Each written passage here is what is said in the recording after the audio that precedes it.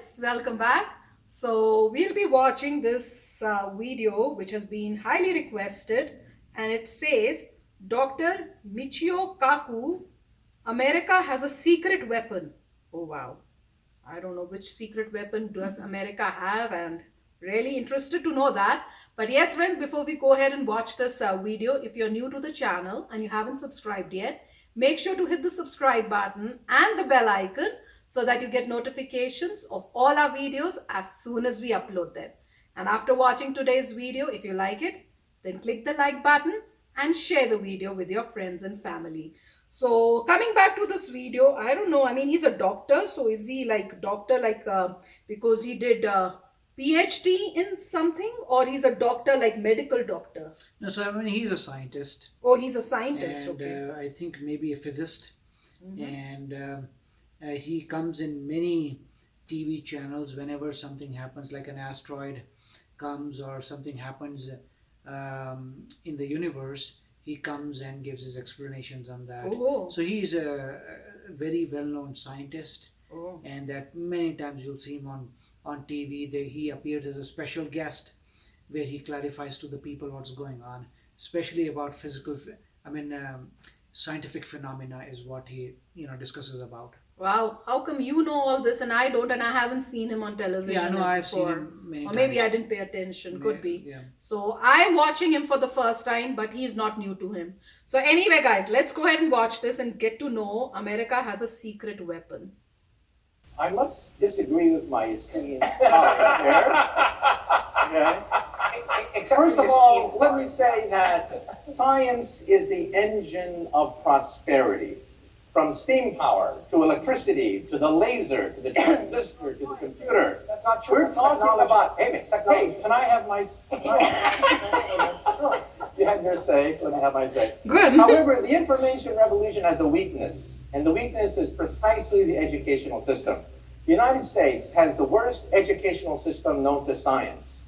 Our graduates compete regularly at the level of third world countries. So how come the scientific establishment of the United States doesn't collapse? If we're producing a generation of dummies, if the stupid index of America keeps rising every year, just watch network television and reality shows, right? How come the scientific establishment of the United States doesn't collapse? Let me tell you something. Some of you may not know this. America has a secret weapon. That secret weapon is the H-1B. Oh. Without the H-1B, the scientific establishment of this country would collapse. Forget about Google. Forget about Silicon Valley. There would be no Silicon Valley without the H-1B. And you know what the H-1B is?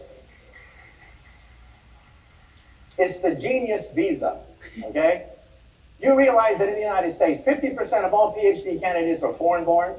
At my system, one of the biggest in the United States, 100% of the PhD candidates are foreign-born. The United States is the magnet sucking up all the brains of the world, but now the brains are going back. They're going back to China.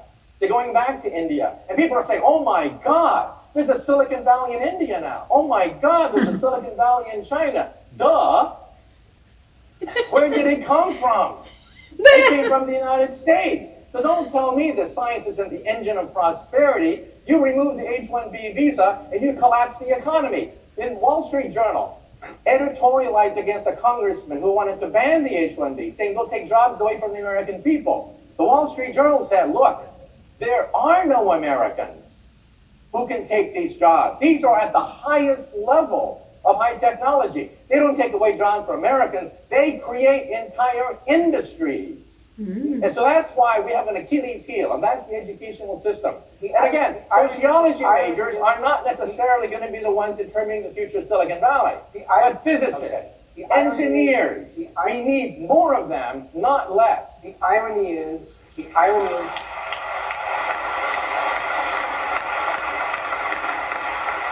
He's Japanese. I agree with the immigration issues of what you're saying. And I'm at a school, of course, and Peter's a graduate of a school where indeed Your school wouldn't exist without the H-1B. Of course. But I'm not. We gotta get back to the But I'm future not. of business. But hold on a second. I'm not. No. I'm not arguing against an H-1B. I completely agree with this issue and the point on the future of business that he's making, which is very, very important, is the nature of human capital. What is misunderstood here is, again, how poorly run schools are. MIT is a notable exception in this regard. His school is not, because what happens is they run in these introductory science and engineering classes at Illinois and Wisconsin and Michigan. They run freshman and sophomore years as flunk out operations. They run it as a boot camp, and then people are surprised that people don't take science, that they don't take the STEM courses. The point that I'm trying to make, which I think is an important one in this regard, is that the way educational systems are set up right now is that we have distorted incentives that undermine the ability for America to have a homegrown science and technology center. So, friends, oh my gosh, this was interesting. And I wanted to hear the other person, what he has to say, but it just cut him off abruptly. But this was an interesting conversation between two people. And this guy, Dr.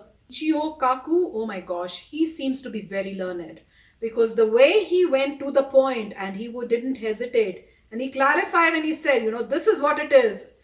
Whatever US is all because of those H-1B visas that you're getting, because those are the geniuses that are coming here and building the Silicon Valley in California.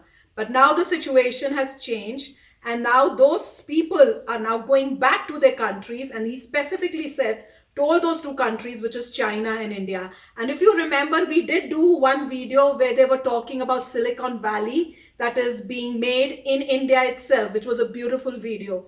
So what he said is actually true. There is proof right there.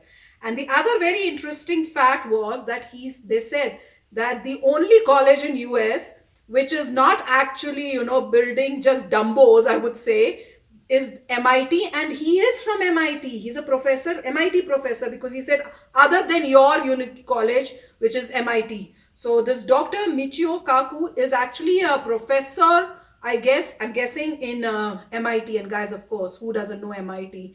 Every kid in US knows that MIT is the topmost university, very difficult to get in, and they take the top brainiest of the brainiest people from all around the world. But this was a really interesting conversation, and that is truth, I would say, right? Yeah, so I think, as I said, he's a scientist and he's very, I mean, very nicely explains to the common public what the scientific phenomena is and what the myth is and what is reality.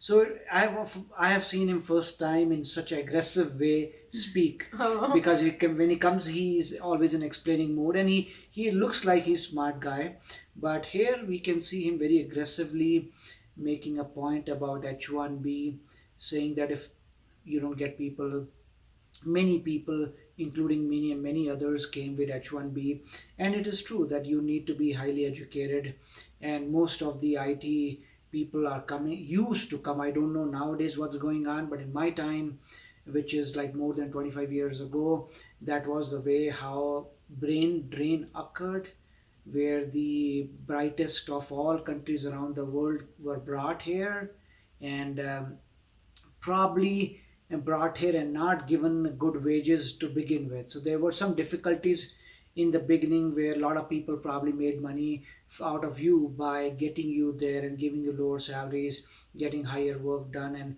third parties taking the money. But eventually, people who came also gained something in return, and that is a point he's making, because people who are coming in H1B have a different kind of psychology.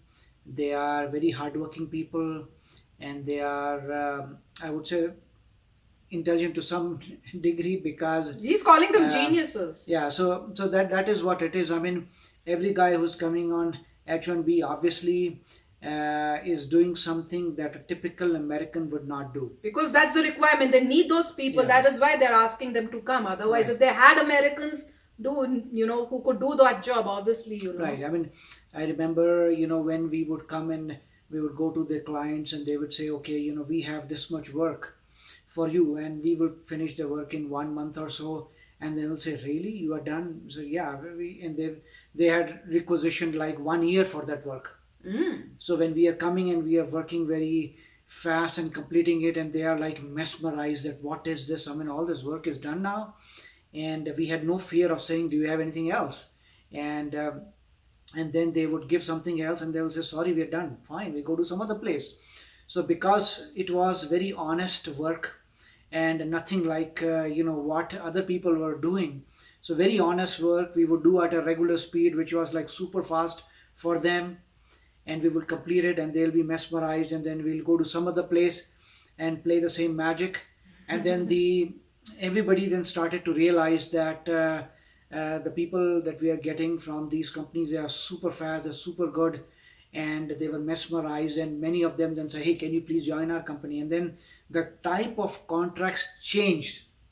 They would say that, okay, we would like contractors that do these things, but if we want, we should be able to hire them, right? So that's what happened. So many places then people started assimilating, where they would say, you're so good, can you please join us? And then you would see the sharp difference in the salary, because these are great companies which HR policies, and they will never break. And then you see a sharp rise in the salary, and you see how much underpaid you were. But I would say that these companies were genuine also. They were genuine. They were giving you the money according to what you were doing. And that is the reason, people then realize, okay, so there are good people all over. It is just that whoever made the H1B, they had made it to get some tough jobs done.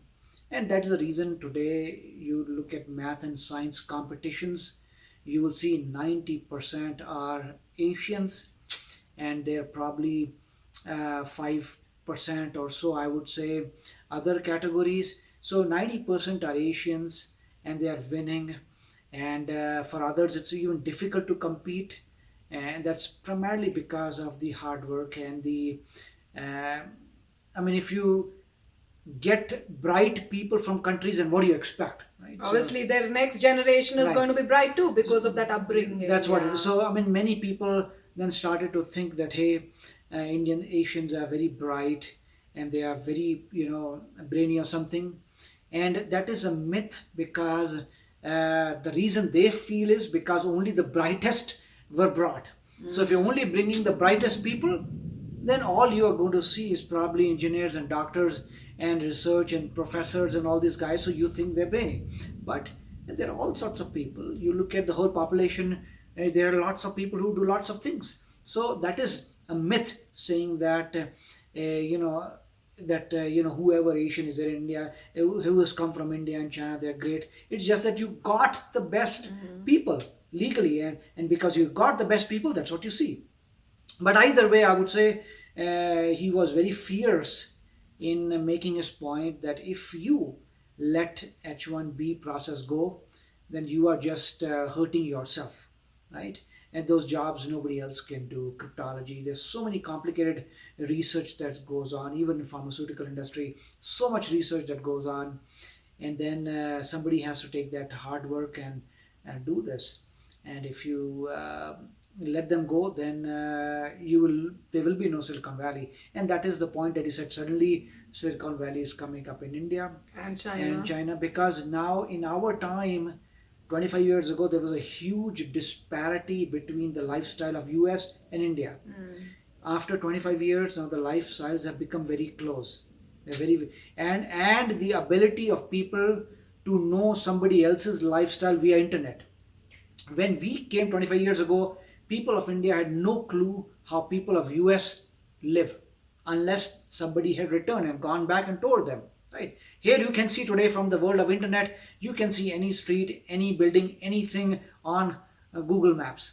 And because you can do that, you can experience their lifestyle. You can see live shows. You can do so many things. So then you wonder, hey, if they can do it, why can I not do?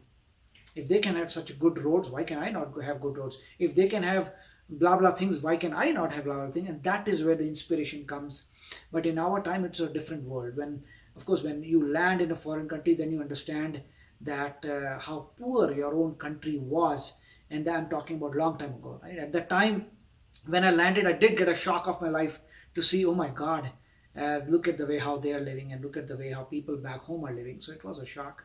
But nowadays, I think things are getting at par, and that's the reason, uh, you know, people are creating Silicon Valleys in their countries.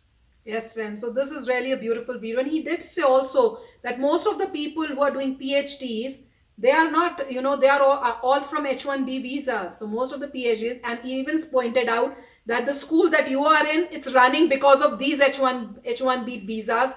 People are coming there and applying and studying probably in his school, though I don't know who that guy was. But this was really a fantastic video, and it does say the truth, guys. There is no, doubt about it or second thought about it. So we hope you enjoyed watching this video with us. We'll come back again in another video very soon. Till then, take care and bye bye.